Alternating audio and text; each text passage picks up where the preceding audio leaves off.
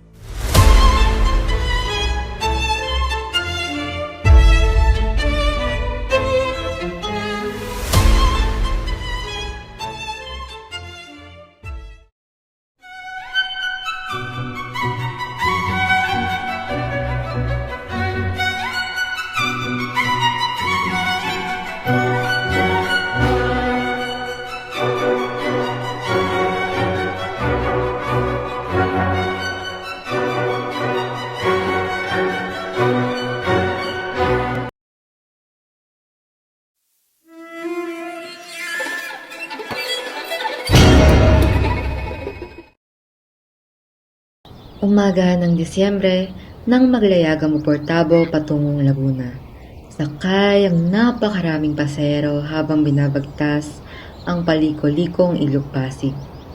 May tuturing na ngang barko ng lahing Pilipino ang Oportabo.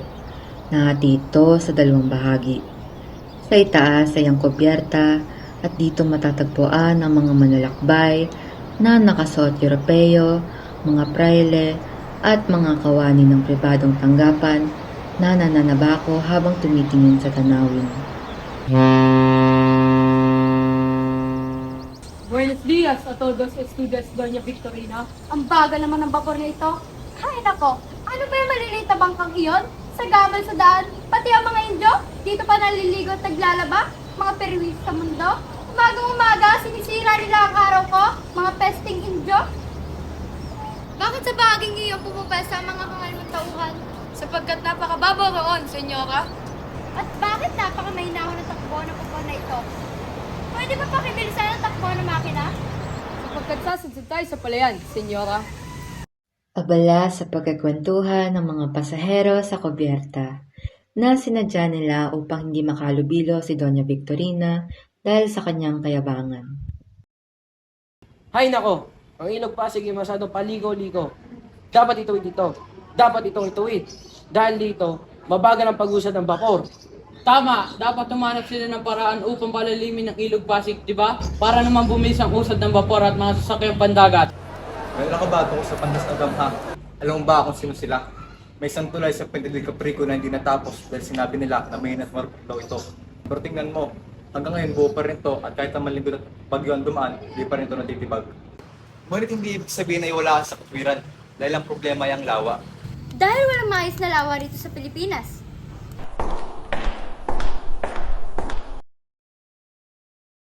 Madali lamang yan. At hindi ko mapatid kung bakit walang nakakaisip nito. Dapat itong simulan sa paghuhukay ng tuwid ng kanal mula sa bunganga ng Ilog Pasig hanggang sa labasan nito sa lagusan ng Maynila. Ang tuwid ng kanal na ito ay magsisilbing ilog at ang lupang nakuha rito ay tatambak sa luma. Hindi ka na nagsayang ng lupay na paikli pang oras ang paglalakbay. Hindi ba't napakasimple lamang nito? Sa planong yangki ang iyong naisip. Pagpauman ninyo, Senyor Simon, ngunit tila yata magastos at mapinsala ang inyong panukala. E di sumira kung kailangan. At saan naman kukuha ng mga salaping ibabayad sa mga manggagawa? Pagtrabahuin ng mga bilanggot, hindi sila babayaran. Ngunit hindi sapat ang kanilang bilang, Senyor Simon. Kung kukulangan ay paggawain natin ng taong bayan, ang mga bata, ang mga matatanda ay paggawain natin sila. Sa halip na 15 araw ay gawin natin 3, 4 hanggang 5 buwan. Pagdalahin natin sila ng sariling gamit at pagkain. Hindi ba't para ito sa bayan? Subalit, Senyor Simon, Huwag na kayong tumutol doon, Kustodyo. Sa ganitong paraan lamang may sasakatuparan ng mahalagang proyekto nang walang kahit anong gastos.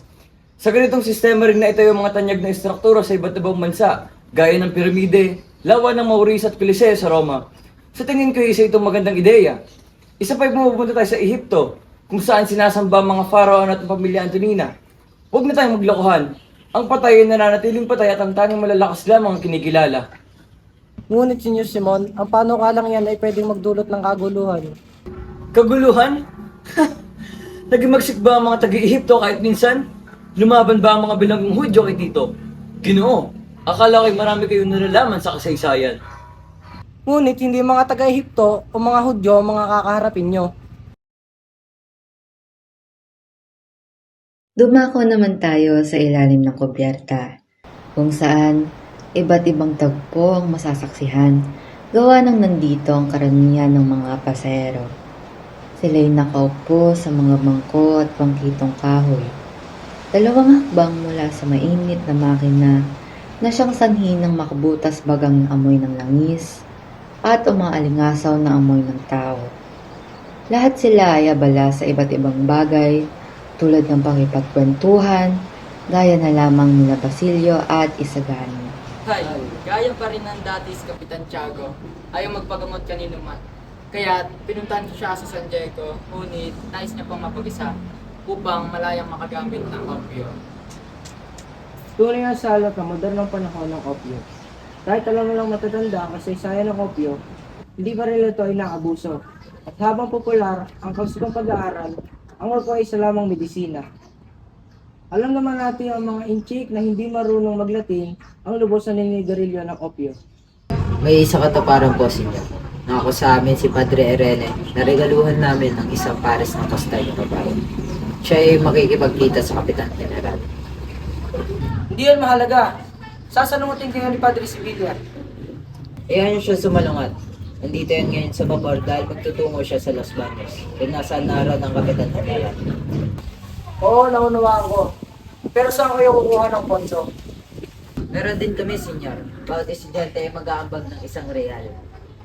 Subalit, paano ang mga profesor? Meron na rin po, kalahati po sa kanila yung mga Pilipino at kalahati naman po yung mga Kastila.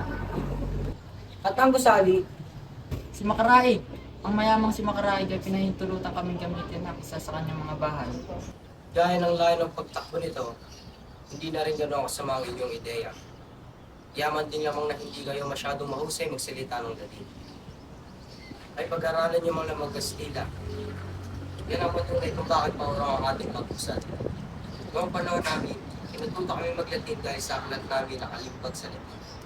Ngayon naman ay nakalimbag sa wika Kastila ang inyong mga aklat, ngunit hindi na mga Kastila ang ginagamit nilang panturo. Ay, etas peretio pehor abis tulit nos tempores. Ang katandahan ng ating mga ama na mas masama pa sa kanilang mga ama ay nagdudulot ng mas masama sa kanila. Tignan mo itong mga makalumang tao. Lagi na nakikita ang kahirapan sa lahat ng bagay. Mas napapansin pa nila ang kakulangan kaysa sa kabutihan. Ito't nais nilang maging maayos sa lahat ng bagay. Ay, nako. Mukhang palagay siya sa tiyo mo dahil sa pag-uusap nila sa makatulong panahon. May iba lamang. Ano nga pala ang sabi ng tiyo mo tungkol kay Paulita? Pinapangaralan niya ako tungkol sa pag-aasawa. Sinabi ko sa kanya na walang katulad si Paulina kay Bigitig, Lucada at Ulila dito sa Maynila. Tama ka! Siya'y mayaman, maganda, matalino at walang kapintasan. Maliban na lang sa kanyang tiyang mapangudya. Napag-usapan na rin lang ang kanyang tiyahin. Alam mo bang kinausap siyang hanapin ko ang kanyang asawa? Si Doña Victorina? At nangako ka ba para mapanatili ang inyong mga kasintahan? Natural, pero ang problema ay natatago ang kanyang asawa sa bahay ng aking tiyo. Yan ang dahilan kung bakit hindi nagpupunta sa kubyerta ang aking tiyo. O araw kasi usisahin siya ni Doña Victorina tungkol kay Don Tiburcio. Kamusta, Basilio?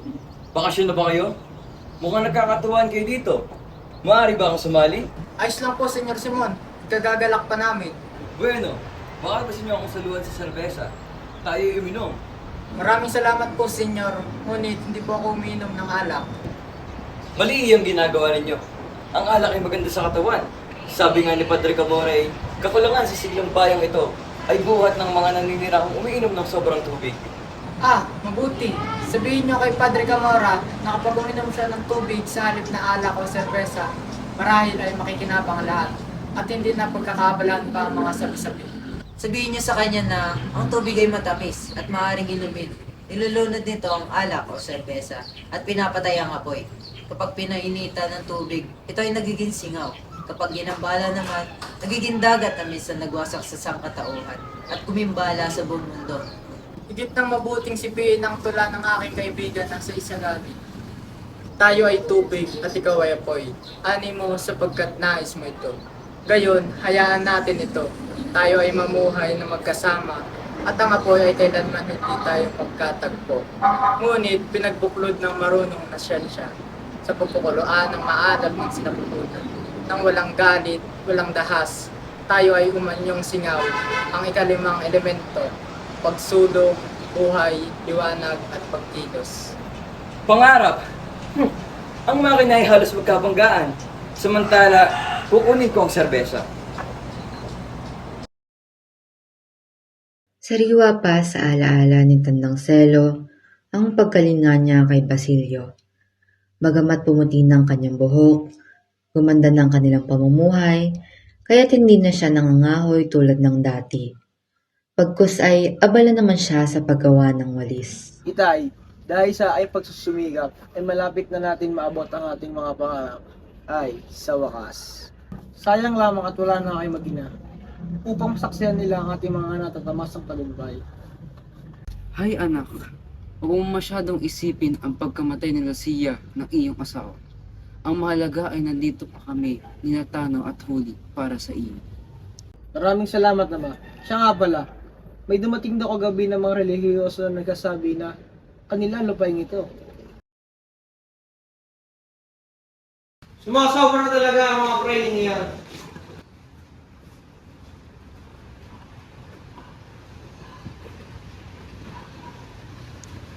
Oh, anak, bakit? Ano ang nangyari? Paano ang mga praying yan? Gusto nila akong pagbayaran ng piso taon-taon, ibig na 3 piso lamang sa napagkasunduan. Sumosobra talaga sila. Magpasensya ka pa. Isipin mo na lang na dumating ang mga mag-anak ng buhaya.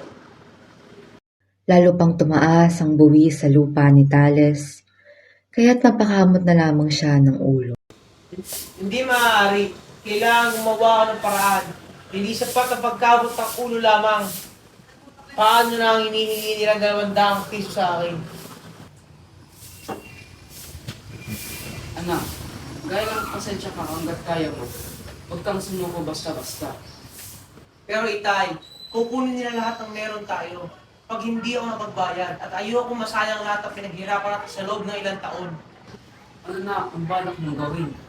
Mag-repente ako at hindi ako magbabayad miski ng sentimo at isusuko lamang ang lupa ito sa sino man magdidilig ng dugo para rito. Anak, magpunos dili ka. Iyan ay wag na wag mong gagawin. Tandaan mo, ang sino mang nasa korte ay naiiwang buwad. Hindi pa rin nagbabayad si Kabesang Tales at ipinaglaban ang karapatan niya sa lupain. Nakasalalay ang kinabukasan ng kanyang pamilya sa kasong kanyang ipinaglalaban. Walang sino man ang makakaimpluwensya kay Tales ng matras sa laban. Maging ang gobernador ay kinausap siya upang takutin, ngunit hindi siya natinag nito. Marami na ang nangyari paglipas ng ilang buwan. Pinanghinalaan ding mamamatay tao si Kabesang Tales dahil sa pagdadala niya ng baril. Isang araw ay nahuli si Tales ng mga tulisan at natalo siya laban sa mga ito. Marami nang tumulong sa maglolo. Kabilang dito ay si Hermana Bali. Sa aking tingin huli, isang lamang na lamang ang inyong bahay sa halagang 250 piso. At bayaran mo na lamang ito kapag nanalo ka na sa kaso. Ngunit, hindi ko po rin maaaring gawin. Dahil yun na lamang po ang titirang pagmamayari namin. Nabalitaan ko ang inyong sinabi. Papautangin kita sa isang kondisyon. Maraming salamat po. Kahit ano ang gagawin ko para sa aking ama. Madilbihan ka bilang isang katulong sa akin. Po? Sige po. Gagawin ko po. Mapayag na po ako. Magaling. Bukas na bukas ay magsimula ka na. Maliwanag ba? Sa isang tahimik na gabi, bumalik si Basilio sa libingan ng kanyang ina. Habang nag-aalay ng panalangin, napansin niyang may taong nag-uukay malapit sa kanya. Nang kanyang lapitan, naging laking gulat niya nang makilala ang estranghero. Sino kayo? At anong ginagawa niyo rito sa ganitong oras?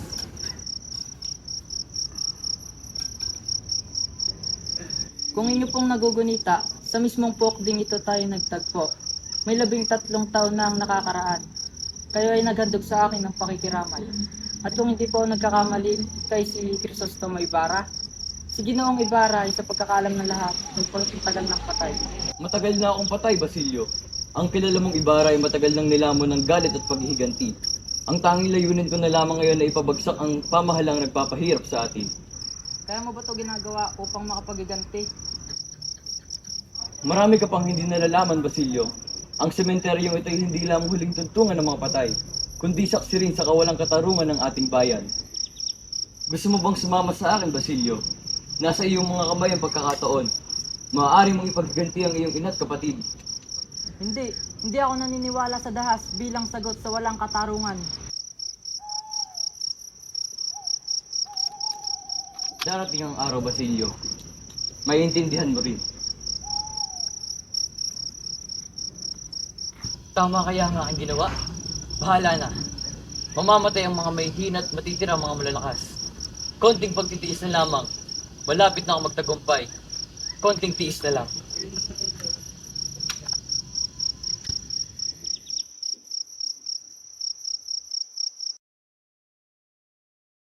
Sa ikawalong kabanata, ating matutunghayan ng masalimuot na Pasko ni Huli.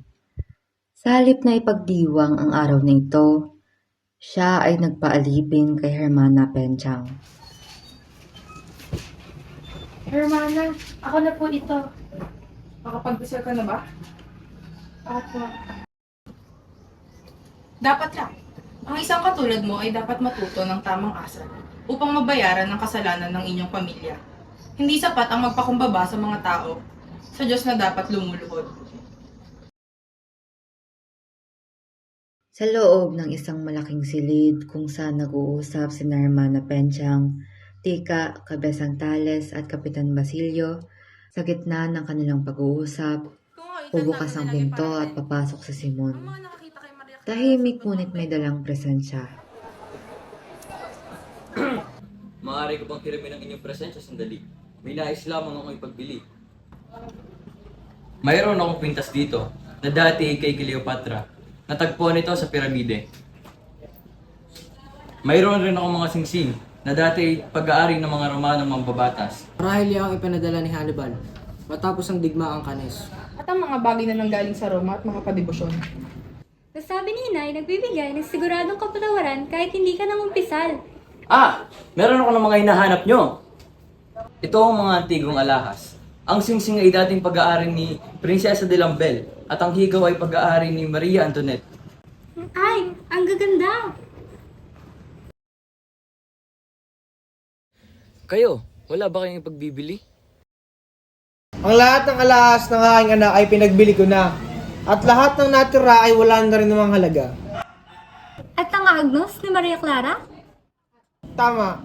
Iyon ay isang locket na may brilyante at esmeralda. Isinuot iyon ng matalik kong kaibigan bago siya nagmongha. Nagustuhan ko. Ipagbibili mo ba ito ng 500 piso? O ibig mo itong ipagpalit sa ibang hiyas? Pumili ka. 500 piso? 500?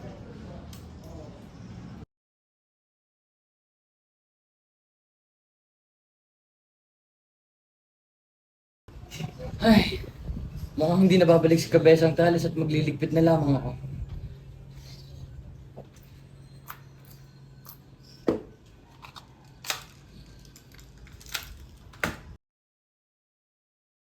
Sa loob ng silid-aralan, maingay at magulo ang mga estudyante matapos ang isang malakas na putok. Sa gitna ng tawanan, ginaya ni Juanito si Padre Melon. Nagsuot ng salamin at naglagay ng unan sa tiyan. Hindi ito nagustuhan ni Placido Penitente, kaya nagkaroon sila ng mainit na sagutan. Dito niya ibinalalas ang kanyang sama ng loob, lalo na nang akusahan siya ni Juanito ng kawalan ng respeto. Biglang dumating ang tunay na Padre Melon, at hindi niya alam na ginagaya siya ng kanyang estudyante. Sa kanyang pagpasok, agad niyang sinimulan ng leksyon tungkol sa komposisyon ng salamin. Ang aghamay karunungan ay hindi bunga ng sariling pag-iisip ng mag-aaral. Ito'y pinagdududahan ng kung sino man. At ang lahat ng lalabag ay kailangan ay kaayusan. Padre, kung ang bagay ay lumutang sa huli, ito ay dahil sa... Dahil sa iyong kapal ng ulo, hindi ka nakikinig. Ang tanong ay para sa aklat at hindi para sa iyo. Ngunit Padre, kung hindi ko ipayagan ng isip, paano namin maunawaan ang isang buong marunong? Nanahimik ka. Ang tungkulin ng estudyante ay sumunod, hindi magtanong. Ang pag-iisip ng pribilehiyo ay sa may kapangyarihan lamang. Kung ang isip ay kinukulong, ang edukasyon ay nagiging tanikala. Penitente! Lumabas ka at pag-isipan mo ang mga kawalang galang mo!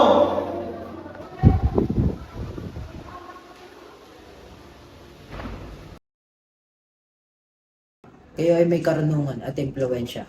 Hindi po ba tungkulin ninyong ipagtanggol ang kabataan at ang kanilang kinabukasan? Ang lipunan ay parang pandurog. Isagani, ang lalapit na walang ingat ay nadudurog. Ngunit ang iyong katahimikan ay pakikaayon sa pangapi. Hindi lahat ng laban ay panalo. Minsan ang katalinuhan ay ang umiiwas upang mabuhay. Kung ang lahat ay susukot sa takot, sino ang lalaban? Ako ay pipili ng panganib kaysa sa katahimikan.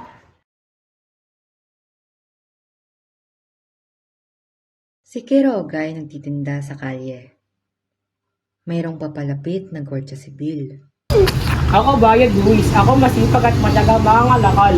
Ang batas ay hindi para sa mahina. Ito ay sandata na may kapangyarihan. Kasalanan bang mangarap na ginawa?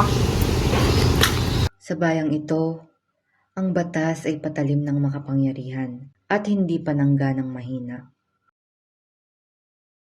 Masaya, makulay na perya, musikang pambayan, si Paulita ay naglalakad at natutulala. Hay, kasaya ng mundo kapag walang iniisip na problema. Ang kasiyahan ay panandalian dunas sa sugat ng lipunan. Meros Diaz, ang bayan ay natutulog sa alim. Ngunit may pagkising na may kasamang apoy. Sa daas ba makakamit ang kalayaan?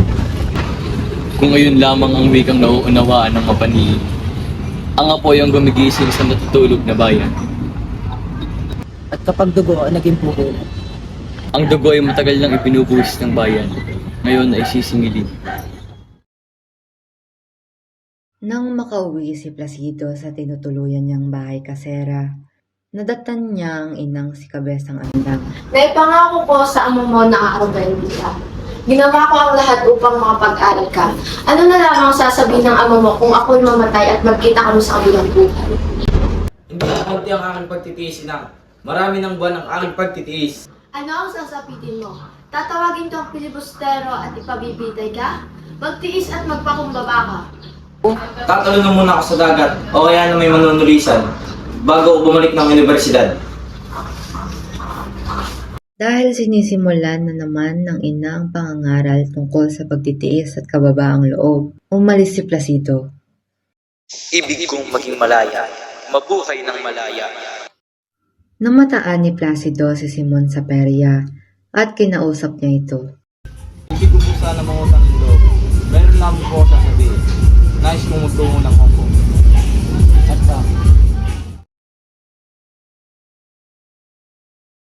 Hindi dumalo si Basilio sa pagtatanghal sa teatro.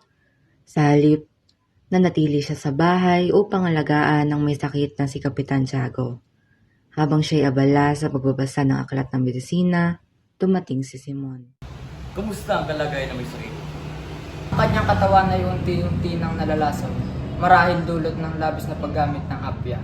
Maaaring bukas o sa makalawa ay tuluyan na siyang pumanaw. Katulad ng Pilipinas, sa loob ng isang oras, magsisimula ng himagsikan sa aking hudyat. Bukas, wala nang pag-aaral na magaganap sa universidad. Ang papalit ay kaguluhan at matinding pagdanak ng dugo. Ngunit sa kabila nito, natitiyak ko ang aming tagumpay. Aking kamatayan o kinabukasan ng bayan. Sa panig ng pamahalaan o sa panig ng mga nagmamalasakit sa iyong lupang sinilangan, sa mga umaapi sa iyo o sa iyong bayan, ikaw ang magpasya. Ano ang nais niyong ipagawa sa akin? Ako ang mamamahala sa kilusan. Ikaw naman ang mangunguna sa pagkilos sa iba't ibang pook. Isa sa iyong tungkulin ang sirain ang pintuan ng kumbento sa Santa Clara at iligtas ang taong naroroon. Isang taong ikaw at si Kapitan Tiago lamang nakakakilala. Si Maria Clara? Oo, siya ang aking iniibig. Siya ang dahilan ng aking pagbabalik. Ang himagsikan ang magiging susi upang mabuksan ang pintuang matagal nang nakasara para sa kanya. Ngunit, Ginoo, Ano iyon? pumanaw na si Maria Clara. Hindi! Hindi ito maaari! Buhay siya! Nararapat na mabuhay siya! Ako ay nagsasabi ng totoo. Ilang araw na ako dumadalo sa Santa Clara. Matagal na siyang may karamdaman. Patay na. Hindi ko man lamang siya nakita. Hindi ko man lamang narinig ang kanyang tinig. Ako'y nabuhay dahil sa kanya. At siya'y namatay sa pagtitiis. Kinabukasan, araw ng Huwebes, naglakad si Isagani sa Paseo de Maria Cristina. Naroon ang kanyang pananabik na makausap si Paulita, lalo na tungkol sa mga naganap noong nakaraang gabi. Nang dumating si Paulita, bumilis ang tibok ng puso ni Isagani. Anong palagay mo kay Juanito Pelaez, Sagani? Kay Juanito? Pinilit ako ni Tia pumasok sa teatro. Sumama ako upang magkita tayo. Paulita, anong palagay mo kay Juanito? Ang aking ali ang tila humahanga sa kanya. Kailangan pa raw dumaan sa kapundukan. Maraming linta. Hindi ko yata kakayanin iyon. Hindi magtatagal, ang buong Kapuluan ay magkakaroon ng mga daang bakal sa lahat ng pinakamagagandang sulok ng bayan. Kung magkakagayon nga sana, ngunit kailan pa kapag ako'y matanda na? Hindi mo ba mababatid ang kayang gawin ng panahon? Pag nagising ang bayan matapos ang daang-daang pagkakaimbi, magbabago ang lahat. Ililingap tayo ng Espanya. Ang kabataan sa Madrid ay walang tigil na nagsisikap, inuukol ng talino at lakas para sa bayan.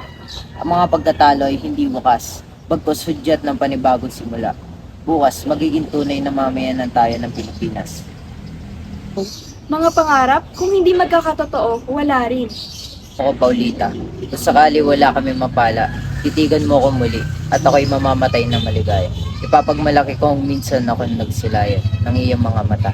At balang araw, habang tinuturo ang aking bangkay, nasasabi nilang ako'y namatay ng pagtatanggol ng aking karapatan ng aking bayan. Sa oras ng pag-uwi, inanyayahan si Isagani na sumama sa karawahe.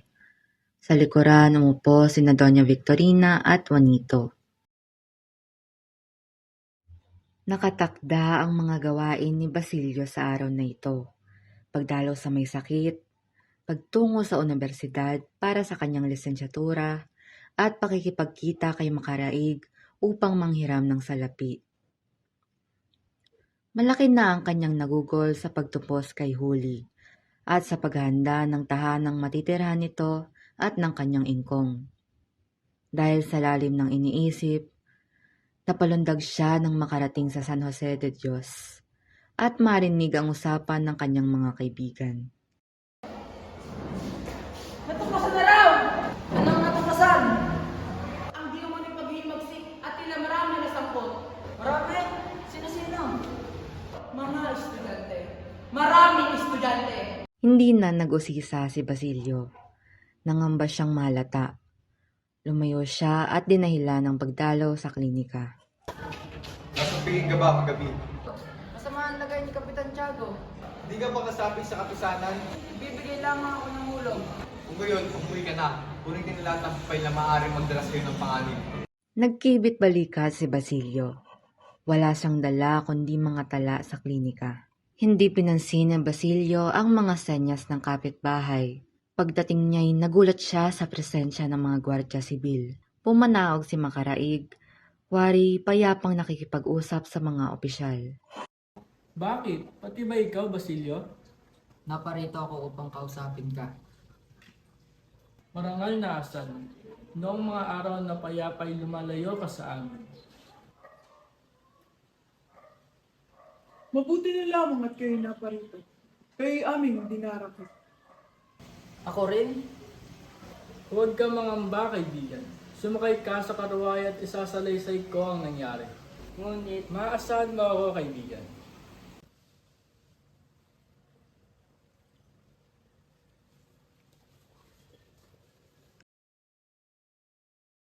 Ginagagal lang marinig ang iyong matapang na pagbayan. Pinapakita nito ang iyong tiwala sa sarili at paninindigan. Alam kong kasama kayo sa piging kagabi, huwag niyo pagkaila. Hindi po magkakaila, Padre. Ngayon lamang ako natagpo ng estudyante may ganitong lakas sa loob ng walang kamong pagtuturo. Marahil po ay bunga iyan ng inyong pagtuturo. Paano mo nasasabing ito'y dahil sa pagtuturo?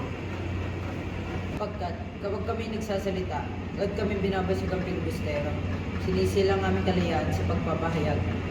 Kami ay tumutupad sa aming tungkulin. Bilang estudyanteng Pilipino, hindi ko inaakin may karapatan akong umusga sa inyong pananampalataya.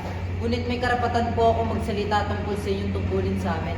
Kabataan ay dapat pabugin, palakasin at pagyamanin, hindi hadlangan. Palakin sa 1,000 ng marangal, unlad, matalino, mabait, dakila at tapat. Ngayon ko po itatanong, tumutupad kaya ang lahat sa tungkulin yan? Kayo, Padre, ay makapagsasalitang may kamay sa dibdib. Ngunit kung itutok sa kabuuan ng inyong samahan, masasabi rin po ba yan ng walang alinlangan? Kami ay tumutupad sa aming tungkulin.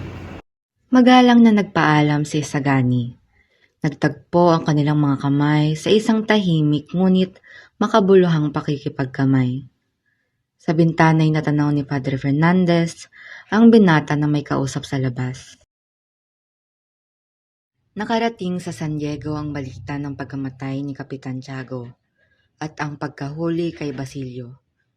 Ngunit higit na pinag-uusapan at labis na ipinagdamdam ang sinapit ng binata. Sa bayan ng Tiani, nabalitang maaari raw ipatapon si Basilio o patayin habang naglalakbay. Nawalan ng malay si Huli nang marinig ang balita. Nang siya'y magkamalay, nadagdagan pa ang kanyang dalamhati nang makarating sa kanya ang sabi-sabing ang ginawang pagtubos sa kanya at sa kanyang ama ang naging sanhi ng pagkabilanggo ni Basilio. Si Padre Camora ang unang sumagi sa kanyang isipan. Natatandaan niya kung paano siya minsang lumapit dito upang mapalaya ang kanyang ama at kung paano humingi ang pari ng isang pagpapakalasakit na anim mo higit pa sa simpleng pasasalamat. Gagawin niya ba ito para sa kanyang kasintahan? Natitiyak kong aalipustahin ngayon siya ng mga tao, maging ni Basilio. Hindi ko makakayanang makita siyang magpapakasakit ng ganito. Nagdamdam si Hermana Bali sa pag-aakalang nawalan ng tiwala sa kanya ang dalaga. Ilang gabing napuyat si Huli sa pangamba at masamang panaginip. Sa wakas, nagtungo siya sa kumbento. Halos hinihila si Hermana Bali sa pagmamadali. Ngunit paglapit sa pintuan ay napatigil ang dalaga. Pinipilit siya ni Hermana Bali, ngunit umatras siya. Kung umalis na tayo, hayaan mong ipatapon si Basilio. Hayaan mo siyang pasagasa sa daan at patayin. Kinagabihan, naging bulong-bulungan ang nangyari. May isang dalagang tumalon mula sa bintana ng kumbento.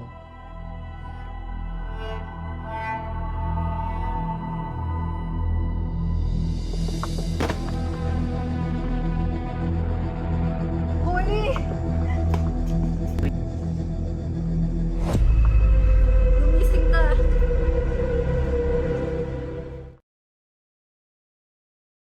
Gaya ng inaasahan, si Makaraig ang unang nakalaya. Ang pinakahuli ay si Isagani, sapagkat ang kanyang tiyuhing si Padre Florentino ay hindi agad nakarating. At naiwan si Basilio. Mawalang galang na po, Ginoong General. Ang binatang iyan ay isang estudyante ng medisina at nalalapit na ang pagtatapos. Siya nga ba? Kung gayon, higit na nararapat siyang manatili sa kulungan. Makabubuti iyon sa kanyang hinaharap upang maging mas mabuting manggagamot at upang hindi masabing kami hindi marunong mangalaga sa bayan ng mga pilibustero. Ngunit sa ganang akin, ang binatang iyan ay walang kaalaman sa lahat. Mas mabuti kung gayon. Magiging halimbawa siya sa iba. Gayon ang kalakaran. May kailangan magsakripisyo para sa kabubuti ng marami. Espanya naghirang sa inyo at iyon din ang dahilan upang inyong tingnan mabuti ang kalagayan ng mga Pilipino. Nangako kayong mamahala ng may katarungan at kabutihan. Pinapangawalan ninyo ba ako? Hindi ko kayo pinipilit na makihati sa aking pananagutan. Pinangakuha natin sila ng liwanag, ngunit binubulag natin, sapagkat natatakot tayo makita nila ang katotohanan. Kung ang mga bagay-bagay ay mananatiling ganito, darating ang araw na pag-iimagsik. Basta naisip ka pang mamatay sa pagtatanggol ng karapatan ng mga inaapi, kaysa magtagumpay sa piling ng mga hangaring ikagagaling lamang ng isang bansa.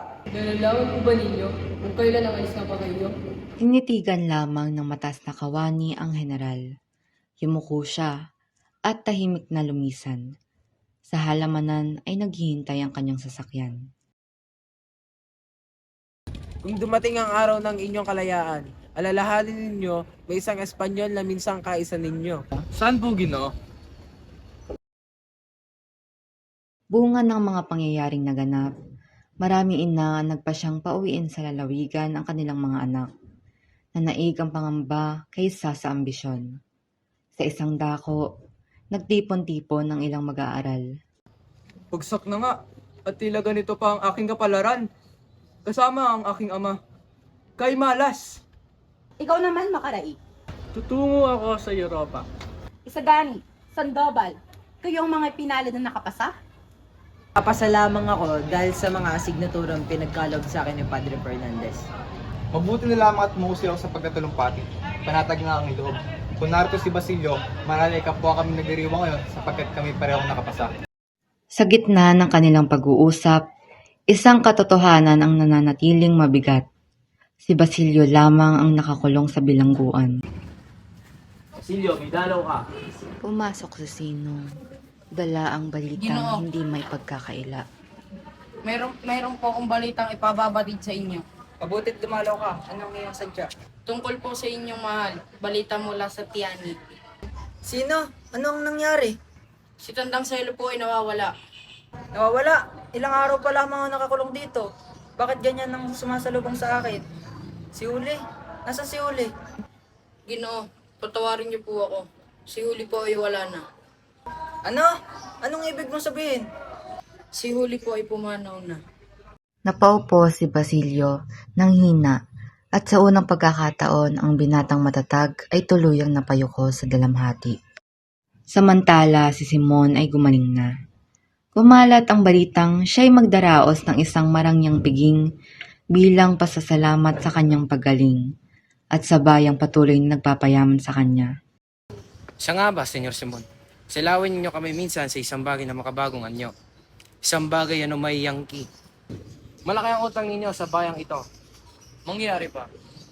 Marahil ay hahandog ninyo ang inyong tahanan. Marahil. Ngunit wala akong tahanan. Binili sana ninyo ang bahay ni Kapitan Tiago. Nauwi lamang iyon kay Senyor Pelaez at sa halagang di hamak na mababa. Buwan ng Abril, kumalat ang balitang ikakasal sina Paulita Gomez at Juanito Pelaez. Nagdaan ang mahal na araw ng payapa, kalaki pang mga prosesyon at seremonya. Sa huling linggo ng Abril, wari nalimutan na ng Maynila ang mga nagdaang katatakutan. Ang lungsod ay muling nabalot ng kasiyahan, usapan at mga piging. Isa na rito ang handaan sa bahay ng namayapang si Kapitan Tiago. May mga bulong-bulungang nagsasabog daw ng mga perlas at tipak-tipak na brilyante alay sa anak ng kasosyo.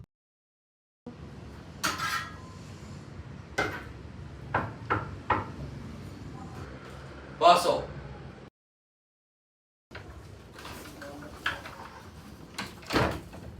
Senyor Simon, naging masama akong anak at walang budhing kapatid.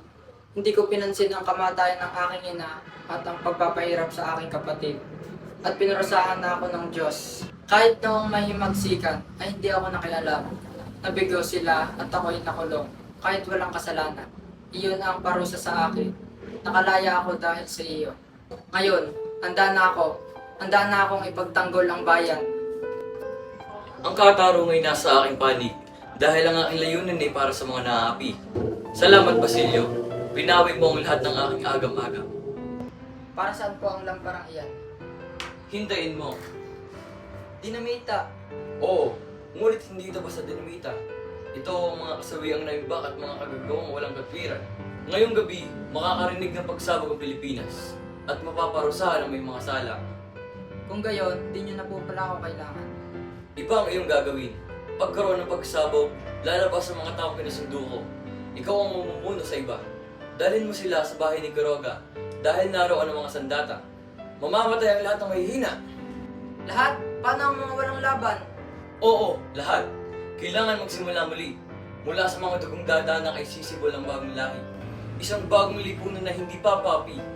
At ano na lang sasabihin ng mundo sa gagawin natin ito? Pupurihin tayo ng daigdig. Hintayin niyo ako mamaya sa simbahan ng San Agustin, alas 10 ng gabi. Sa araw ng kasal ni Paulita Gomez at Juanito Pelaez, nagtipo ng mga kilalang tao sa lipunan. Ang simbahan at bulwagan ay napupuno ng ilaw, bulaklak at papuri.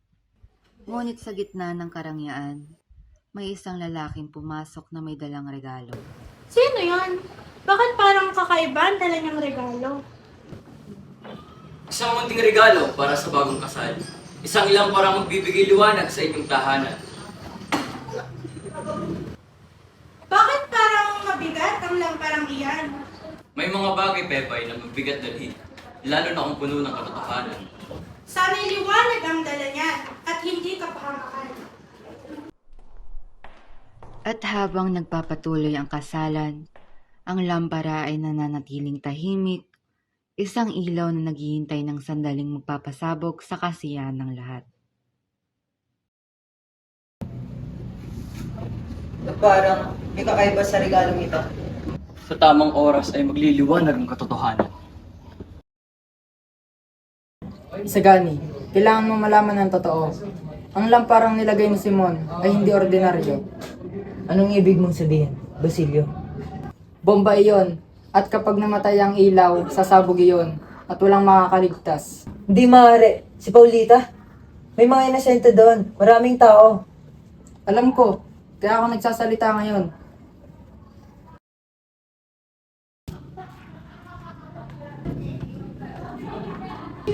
Ha?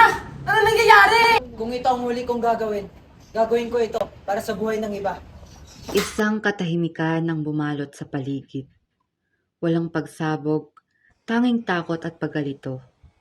Ngunit sa gitna ng kaguluhan, nailigtas ang maraming buhay.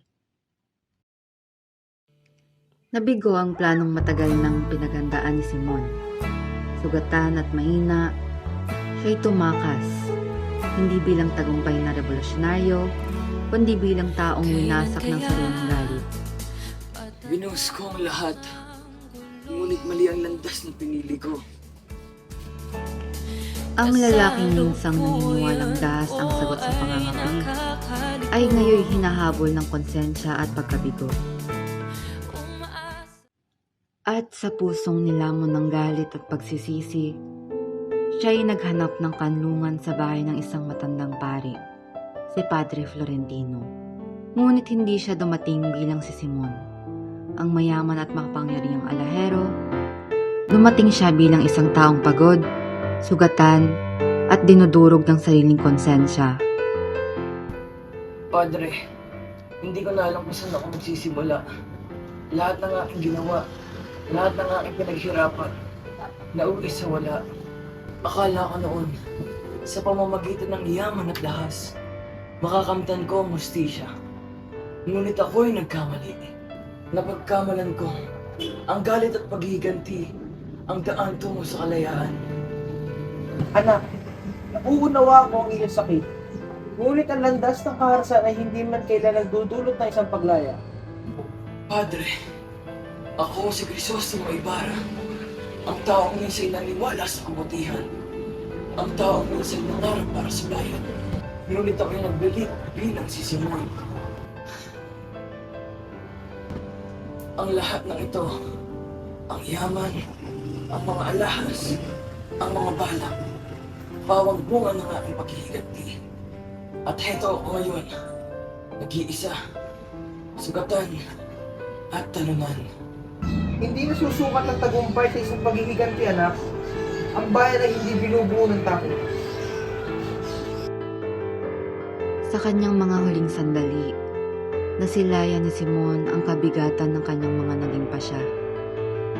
Ang galit na kanyang inaruga sa loob ng maraming taon ay hindi nagbunga ng katarungan, kundi ng higit pang dalamhati. Ang paghiganti hindi nagbibigay sa kanya ng kapayapaan. Tanging pagod, tanging lungkot, tanging pagsisisi. Padre, patawad. Pagod na ako. At sa katahimikan ng gabing iyon, namayapa si Simon, hindi bilang bayani ng revolusyon, kundi bilang isang paalala. Paalala na ang maling landas kahit balot ng mabuting hangarin, ay maaaring humantong sa trahedya. Hindi pa panahon, hindi sa kasakiman, hindi sa puot, hindi sa dahas isinisilang ang kalayaan. Darating ito kapag ang bayan ay handa na. Akala nyo ba ang kapangyarihan ay nasa inyo? Sino ba kayo? Di naman kami nagkulang.